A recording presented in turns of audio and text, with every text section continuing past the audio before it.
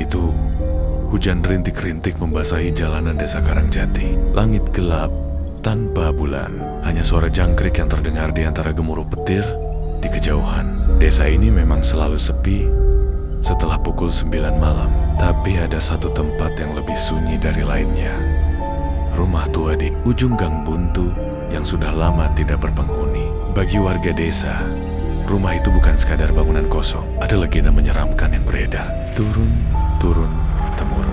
Jangan pernah memikirkan sosok tanpa wajah atau dia akan datang menghampirimu. Awal dari sebuah kesalahan. Raka, seorang mahasiswa yang baru kembali ke kampung halamannya, tidak pernah percaya pada cerita-cerita semacam itu. Baginya, semua hanya mitos yang diceritakan untuk menakut-nakuti anak kecil. Namun, malam itu, sesuatu yang mengerikan terjadi. Dia sedang nongkrong di warung kopi dekat balai desa bersama dua temannya, Andi dan Rina. Obrolan mereka awalnya biasa saja, sampai seorang pria tua yang duduk di pojok warung tiba-tiba angkat bicara. Kalian, anak muda, sudah tahu cerita tentang rumah tua di ujung gang itu? Rina menoleh dengan dahi berkerut. Maksudnya, rumah kosong itu, Pak? Pria tua itu mengangguk. Wajahnya tampak tegang. Dulu, ada seorang perempuan tinggal di sana. Katanya dia punya ilmu hitam. Tapi saat orang-orang mencoba mengusirnya, dia menghilang begitu saja. Sejak saat itu, siapapun yang terlalu sering memikirkan sosoknya akan melihat sesuatu yang tidak seharusnya. Andi tertawa kecil. Maksud Bapak, kalau kita mikirin hantu itu, dia bakal muncul? Hahaha, lucu banget. Pria tua itu menggeleng pelan. Bukan muncul, tapi dia akan mencari orang yang memikirkannya. Dan jika kau melihatnya, wajahnya tidak akan ada. Raka yang sejak tadi diam, akhirnya ikut tertawa. Paling juga cuma cerita buat nakut-nakutin. Namun, pria tua itu menatapnya tajam. Jangan pernah berpikir tentang dia. Kalau tidak, jangan salahkan siapapun saat dia datang. Malam itu, meskipun mereka menganggap cerita itu lelucon, di dalam kepala mereka, sosok itu mulai terbentuk. Dan itulah awal dari segalanya. Malam yang tidak wajar.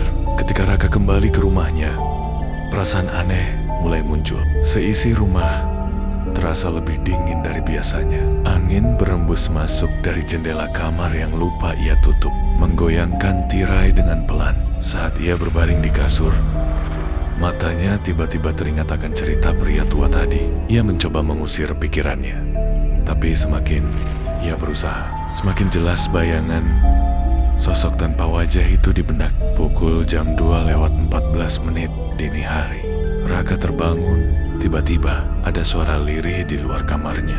Krik, krik, seperti suara langkah kaki yang sangat pelan di lantai kayu rumahnya. Ia menahan napas, mengabaikan suara itu sebagai halusinasi akibat kelelahan. Tapi suara itu semakin mendekat. Krik, krik, sampai akhirnya suara itu berhenti tepat di depan pintu kamarnya. Hening. Raka menahan napas. Tidak ada siapapun di rumah selain dirinya malam itu. Jantungnya berdetak lebih cepat. Tangannya perlahan meraih ponsel di meja samping kasur dan menyalakan senter. Dengan ragu, ia bangkit dan berjalan ke arah pintu. Tangannya gemetar saat meraih gagang pintu. Ia mengambil napas dalam-dalam, lalu membukanya perlahan. Pintu terbuka. Tidak ada siapa-siapa, tapi di ujung lorong, sesuatu tampak berdiri. Sosok manusia tanpa Raka tidak bisa bergerak. Sosok itu berdiri di ujung lorong. Tubuhnya seperti manusia, tetapi tidak memiliki kepala. Hanya ada bayangan hitam pekat yang menggantikan tempat wajahnya seharusnya berada. Dada Raka naik turun dengan cepat. Udara di sekitarnya mendadak terasa berat, seakan sesuatu sedang menekan dadanya. Ia ingin menutup pintu dan bersembunyi di balik selimutnya, tapi kakinya terasa kaku. Lalu, sosok itu bergerak pelan, namun Pasti langkah kakinya nyaris tidak bersuara, tapi setiap gerakannya membuat bulu kuduk Raka berdiri. Tubuhnya bergetar hebat saat bayangan itu semakin mendekat. Hanya beberapa meter darinya, di kepanikan yang memuncak, Raka teringat sesuatu kata-kata pria tua di warung kopi tadi. Jangan pernah memikirkannya, atau dia akan datang. Dan sekarang, dia ada di sini.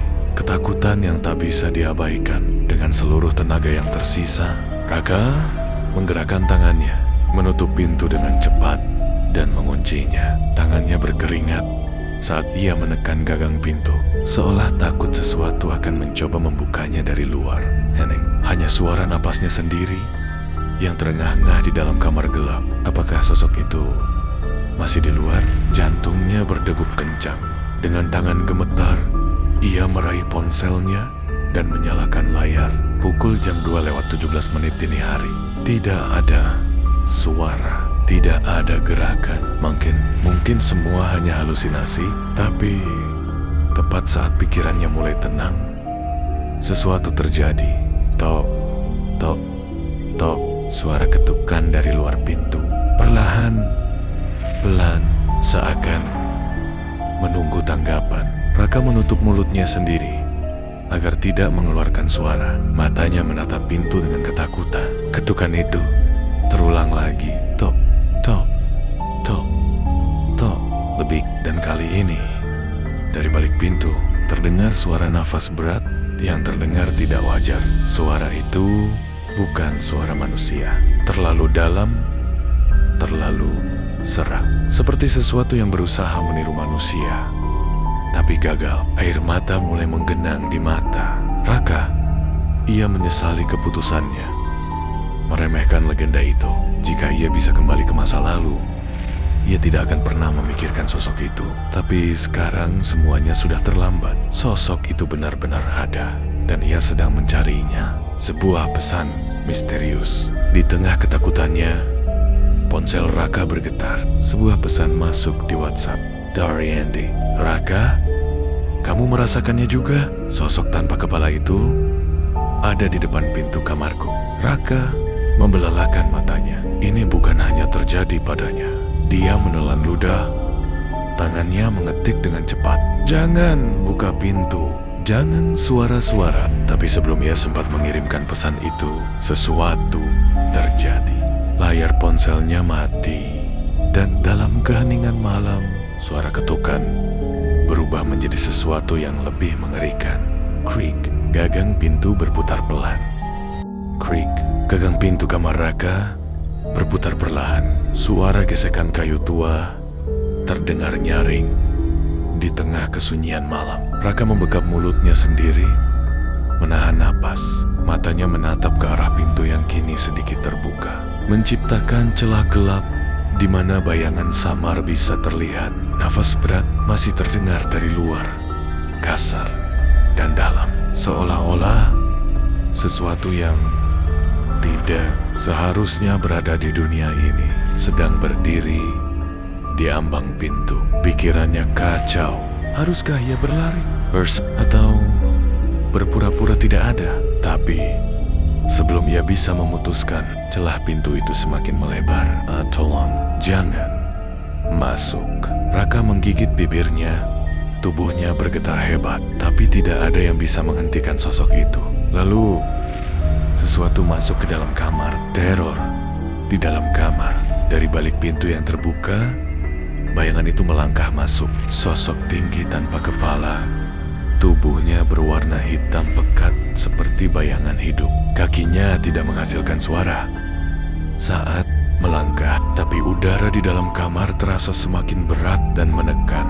Raka ingin menutup matanya, tetapi tidak bisa. Sosok itu berdiri di depan tempat tidurnya, diam, seakan menunggu sesuatu. Tiba-tiba, ponsel Raka kembali menyala dengan sendirinya. Layarnya memperlihatkan satu pesan baru dari nomor yang tidak dikenal. Jangan lihat wajahnya. Raka tidak mengerti. Hanya makhluk itu bahkan tidak punya kepala. Namun, sebelum ia bisa berpikir lebih jauh, bayangan itu mulai bergerak lagi. Dan perlahan, sesuatu mulai keluar dari bayangannya sendiri. Rahasia di balik kegelapan. Raka menahan teriakannya saat menyadari apa yang terjadi. Dari bagian leher makhluk itu yang seharusnya kosong, sebuah bentuk mulai muncul. Sesuatu yang samar, seolah-olah perlahan sedang terbentuk dari kegelapan di sekelilingnya. Bayangan itu mencoba menciptakan sebuah wajah.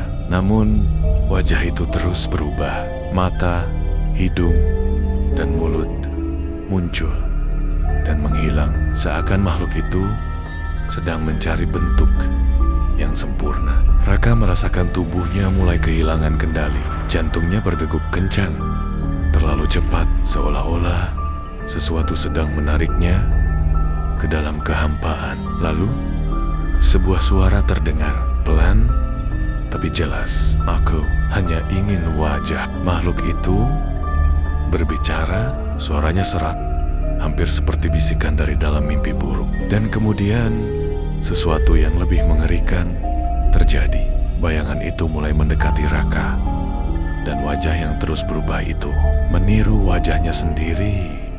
Raka ingin menjerit, tapi suaranya tertahan di tenggorokan. Di depannya, bayangan itu terus menggeliat, membentuk wajah yang semakin mirip dirinya. Mata, hidung, dan bibir yang samar-samar tampak menyerupai Raka. Tetapi ada sesuatu yang salah. Wajah itu seperti bayangan di air yang bergetar. Bentuknya tidak pernah stabil, selalu berubah. Dan semakin lama, semakin menjadi dirinya sendiri. Aku butuh wajah. Suara itu kembali terdengar. Kali ini lebih jelas, lebih nyata. Dan wajahnya yang belum sempurna mulai tersenyum. Ketakutan yang nyata, tangan Raka gemetar. Ia mundur perlahan, tetapi tubuhnya terasa berat, seolah ada sesuatu yang menahannya di tempat. Makhluk itu tidak bergerak, hanya berdiri di sana dengan wajah menyerupai dirinya yang kini semakin jelas. Aku bisa mengambil milikmu. Raka tersentak. Tidak, Aye harus lari. Ia harus keluar dari sini. Dengan sisa keberaniannya, Raka menggerakkan tubuhnya dan berlari ke arah pintu. Tangannya meraih gagang pintu dengan kasar, mencoba membukanya secepat mungkin. Tetapi pintu itu tidak mau terbuka. Ia menariknya lagi. Tidak bisa. Lalu, ia merasakan sesuatu. Sebuah tangan dingin menyentuh bahunya. Pelarian yang mustahil. Jantung Raka hampir berhenti. Perlahan, ia menoleh. Bayangan itu kini tepat di belakangnya. Wajahnya kini hampir sempurna. Terlalu sempurna, seperti cerminan dirinya sendiri. Tetapi dengan senyum yang tidak wajar. Tangan hitam pekatnya menggenggam bahu Raka dengan erat. Berikan wajahmu padaku. Seketika, rasa sakit menusuk kepala Raka. Ia menjerit kesakitan. Kedua tangannya mencengkeram wajahnya sendiri. Sesuatu sedang menariknya, bukan secara fisik, tetapi sesuatu yang lebih dalam. Seakan jiwanya sendiri sedang dirobek keluar. Kepalanya terasa terbakar. Matanya berkunang-kunang. Apakah ia akan kehilangan wajahnya? Tidak. Ia tidak boleh kalah. Dengan sisa tenaganya, Raka mengangkat tangan dan meninju wajah makhluk itu. Pekannya halusi. Sesuatu yang tidak terduga terjadi saat pukulannya mengenai wajah makhluk itu. Seluruh ruangan bergetar. Wajah yang telah terbentuk itu tiba-tiba retak, seperti cermin yang dihantam keras. Makhluk itu mengeluarkan suara melengking. Tubuhnya bergetar hebat. Wajahnya kini berubah kembali menjadi bayangan yang menggeliat, tidak stabil. Dan tiba-tiba, semuanya berhenti. Hening, makhluk itu berdiri, diam. Wajahnya yang belum sempurna kini mulai menghilang. Perlahan, tubuhnya menyusut, seperti bayangan yang tertelan kegelapan. Dan dalam sekejap, ia menghilang sepenuhnya. Raka jatuh terduduk. Napasnya tersengal-sengal. Keringat dingin membasahi tubuhnya. Pintu kamar yang tadi terkunci kini terbuka dengan sendirinya.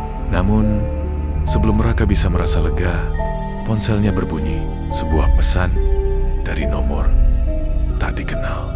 Kau pikir dia sudah pergi?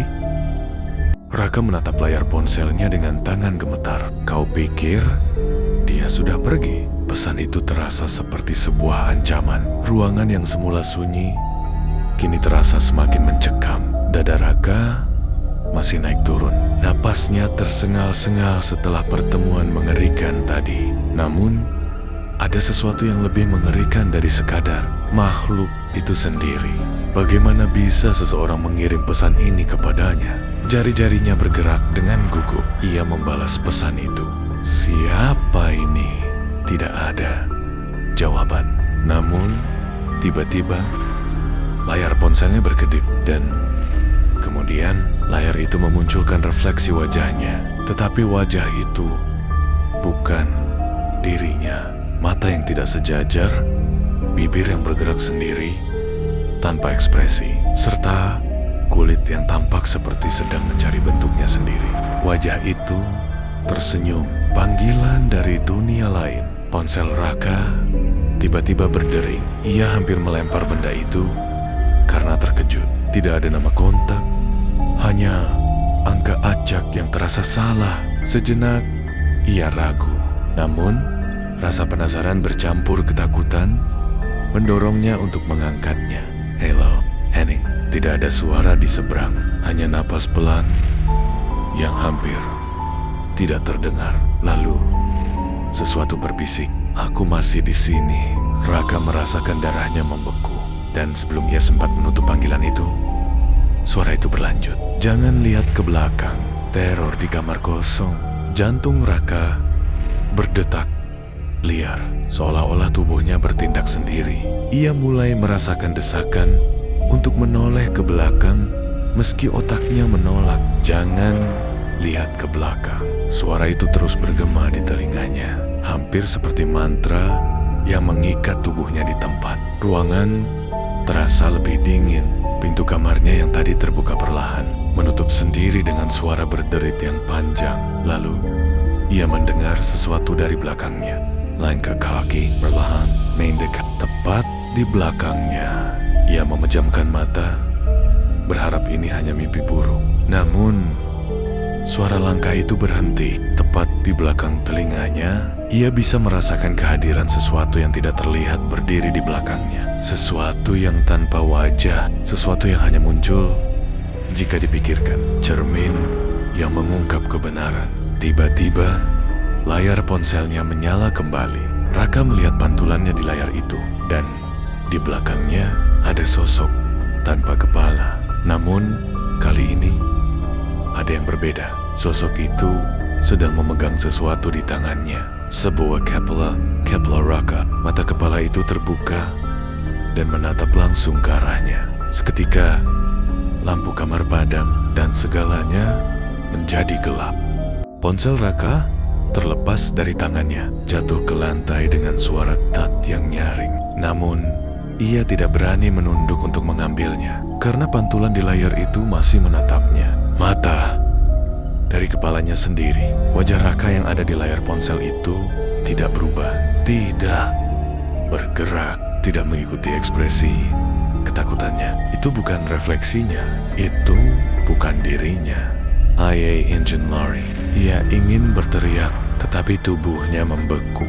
Dan ketika ia akhirnya memberanikan diri untuk sedikit menoleh, "Jangan lihat." Sebuah suara berat dan bergaung berbisik di telinganya. Suara itu bukan suara manusia, dan saat itu juga sesuatu menyentuh pundaknya. Jeritan dalam kegelapan. Lampu kamar Raka tiba-tiba padam. Kegelapan menelan ruangan sepenuhnya, dan di dalam kegelapan itu ia mendengar sesuatu. Tarikan napas panjang, seakan ada sesuatu yang baru saja lahir, seakan sesuatu sedang membentuk dirinya.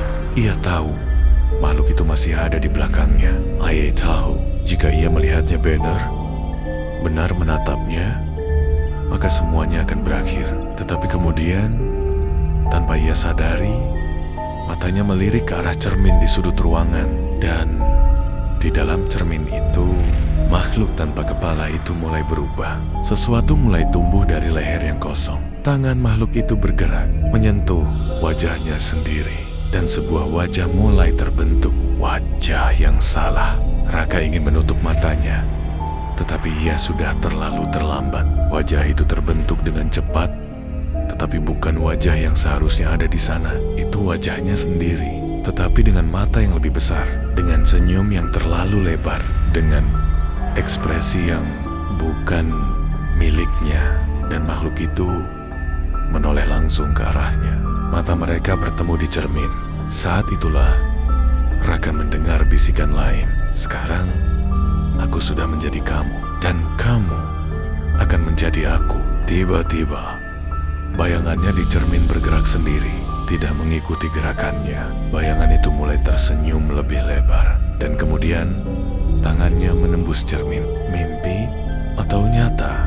Raka berteriak dan terjatuh ke lantai. Seketika semuanya menghilang. Lampu kamar menyala kembali. Cermin di sudut ruangan hanya memantulkan ruangan yang kosong. Ponselnya tergeletak di lantai. Layarnya masih menyala. Tidak ada suara. Tidak ada makhluk aneh. Apakah tadi hanya mimpi? Napasnya tersengat. Ia berdiri dengan gemetar, menatap ke sekeliling ruangan. Hening. Tetapi sesuatu terasa tidak benar. Ia berbalik, berjalan menuju cermin dengan hati-hati. Ia ingin memastikan sesuatu. Ia ingin melihat wajahnya sendiri sekali lagi. Tetapi saat ia berdiri di depan cermin dan melihat pantulannya, refleksinya masih tersenyum. Padahal ia tidak tersenyum. Raka terpaku di tempatnya. Bayangannya di cermin masih tersenyum. Mata refleksinya sedikit lebih besar dari seharusnya. Pupilnya melebar seperti menelan seluruh bagian bola mata. Namun ada sesuatu yang lebih mengerikan. Refleksi itu tidak lagi mengikuti gerakannya. Ketika Raka mengangkat tangan kanan, refleksinya tetap diam. Ketika ia perlahan mundur, refleksinya malah maju mendekat ke cermin. Dan kemudian ia melihat sesuatu yang tidak seharusnya ada. Di sudut cermin ada sosok lain yang ikut memantul, berdiri di belakangnya. Makhluk itu tanpa kepala, tapi wajah Raka ada di tangannya. Cermin yang menghancurkan batas. Raka merasa seluruh tubuhnya lemas. Napasnya pendek-pendek, dadanya naik turun cepat. Sosok tanpa kepala itu perlahan menempelkan wajah Raka yang ada di tangannya ke bagian leher yang kosong. Dagingnya bergetar seperti sesuatu yang baru saja menyatu. Dan begitu wajah itu menempel sempurna, ayat senyuman yang sama dengan yang ada di cermin. Makhluk itu kini memiliki wajahnya. Dan dalam sekejap, ia melompat menembus cermin, terjebak di dunia yang salah. Raka memejamkan mata, berusaha menahan teriakannya. Udara di sekitarnya terasa berubah. Hawa dingin menusuk hingga ke tulangnya, seperti malam yang tiba-tiba menjadi lebih gelap. Saat ia membuka mata lagi, ia masih berada di kamar yang sama. Tetapi ada sesuatu yang salah. Lampu kamar tidak lagi menyala, hanya ada cahaya redup yang berkelap-kelip. Dan cerminnya tidak lagi memantulkan bayangannya. Ia tidak memiliki refleksi. Tetapi ada seseorang di dalam sana. Di sisi lain cermin, ada seseorang yang tampak persis seperti dirinya. Seseorang yang tersenyum menatapnya dari dalam kaca. Siapa yang keluar? Pintu kamar terbuka dengan suara berderit pelan. Raka menoleh dengan cepat. Di depan pintu berdiri sosok yang mirip dirinya sendiri. Wajah yang sama, mata yang sama, tetapi ekspresi yang salah. Ia melihat dirinya sendiri berdiri di sana, tetapi itu bukan dirinya. Dan sosok itu tersenyum tipis sebelum berbisik, "Terima kasih sudah menukar tempat." Raka ingin berteriak, tetapi suara yang keluar dari mulutnya bukan suaranya sendiri. Raka mundur beberapa langkah, tubuhnya gemetar. "Terima kasih sudah menukar tempat." Suara itu kembali terdengar. Sosok yang berdiri di ambang pintu benar-benar menyerupai dirinya. Namun, ada sesuatu yang salah. Ekspresinya terlalu tenang, senyumnya terlalu tipis, dan lehernya, Raka bisa melihat bekas merah samar di sekitar lehernya, seperti sesuatu yang baru saja ditempel di sana. Sementara itu, ia sendiri mencoba menyentuh wajahnya dan tidak merasakan apapun. Kulitnya terasa dingin, kaku, seperti bukan miliknya sendiri. Kemudian, ia berlari ke cermin dan melihat tidak ada siapa di sana. Refleksi itu telah menghilang, terjebak di dunia cermin. Jantung Raka berdetak kencang. Ia meraba-raba wajahnya lagi, mencoba memastikan bahwa ia masih ada. Tapi jika ia masih ada di sini, di dalam kamar yang sama, lalu siapa yang berada di luar? Raka menempelkan kedua tangannya ke permukaan kaca dengan. Namun, saat ia menekan lebih keras, permukaan cermin itu terasa seperti air, beriak perlahan. Ia berusaha menerobos keluar, memukul kaca dengan sekuat tenaga. Tapi sosok yang ada di luar hanya tersenyum, menatapnya dari sisi lain dunia. Dan perlahan, ia menutup pintu. Tap. Suara pintu terkunci dari luar. Bilik tanpa akhir. Raka berbalik, menatap sekeliling kamar. Semuanya tampak persis sama.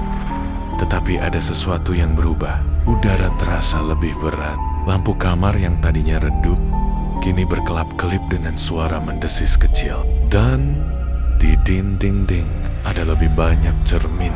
Bukan hanya satu, tapi puluhan, bahkan ratusan, menyusun seluruh dinding kamar. Ia melihat dirinya sendiri di setiap sudut. Namun, tidak ada satupun refleksi yang mengikuti gerakannya. Masing-masing bayangan dalam cermin bergerak sendiri-sendiri.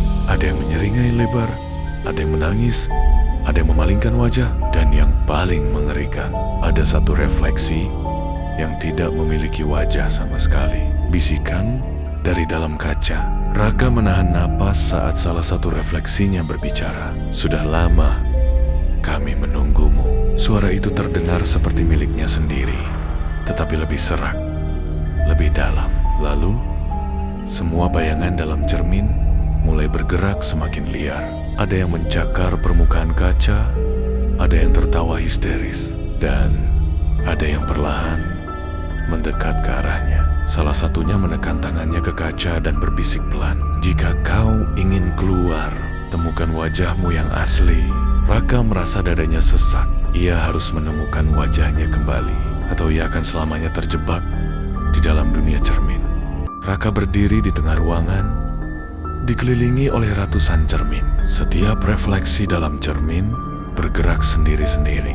Ada yang menangis, ada yang tertawa histeris, ada yang hanya menatapnya dengan ekspresi kosong. Dan di salah satu sudut ruangan, ada satu cermin yang gelap. Tanpa pantulan apapun, "Temukan wajahmu yang asli." Suara bisikan itu kembali terdengar.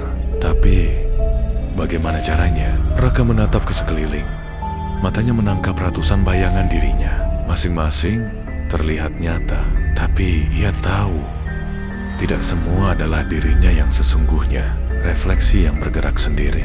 Raka mulai mendekati satu persatu cermin di sekitarnya. Di salah satu cermin, ia melihat refleksinya tersenyum lebar. Terlalu lebar.